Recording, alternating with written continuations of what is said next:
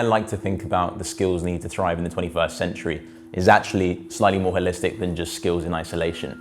I think we need knowledge, skills, character traits, and also meta-learning, which is the fourth and final piece. And in fact, if I were going to say there's one key 21st century skill, I think that it's meta-learning.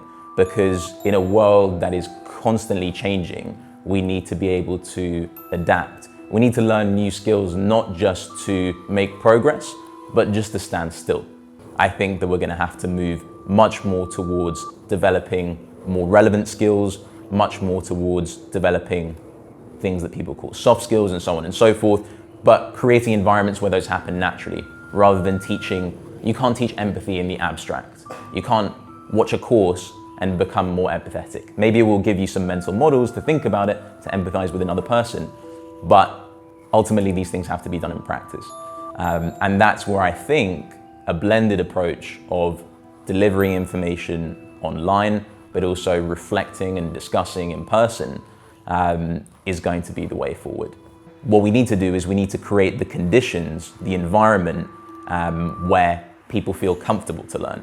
And I think that means creating an environment where people are able to speak their mind freely, where they're not afraid to make mistakes, and where mistakes will be reflected on and understood as learning rather than people being put down or criticized for it. When it comes to interesting models of learning or unconventional models of learning, the examples that come to mind for me are unconventional in the sense that they haven't been done for a very long time properly, but really they're returning to the core principles of how we learn as humans. Enroll Yourself is a company based in London that runs programs called learning marathons. So it does it over the course of 6 months. You commit to answering a learning question at the beginning of the journey, and you're in a peer group of maybe 10 to 15, 20 other individuals.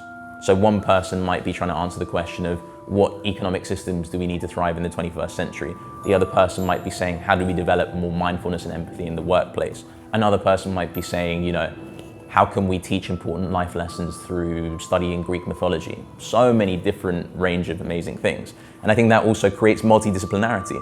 So just by being in a peer group like that, you're also learning about all these other amazing things because people are regularly sharing their progress on the question that they're making.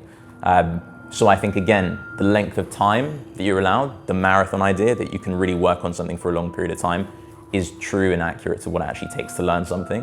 You're not going to learn something just by watching a video once. And the social environment of having a peer group where there's accountability, you have an identity within that group as someone who's trying to learn something new and do something new, I think is really great.